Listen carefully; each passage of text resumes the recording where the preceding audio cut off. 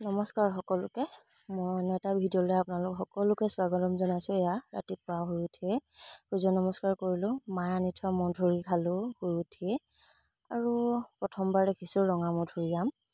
এয়া খালোঁ, খাই ভালেই লাগিলে বাৰু, প্ৰথমবাৰ খাইছোঁ। আৰু আজি ভাতত আছিলে মাছেদি ভাত পানী খাই ক্লাছত পালোহি।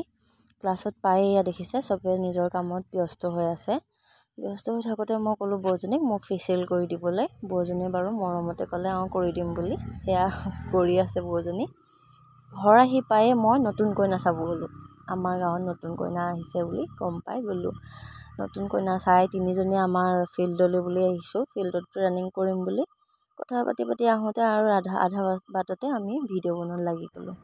আৰু শেষত গৈ আমি স্কুটিত তিনিজনীয়ে উঠি আহিলোঁ।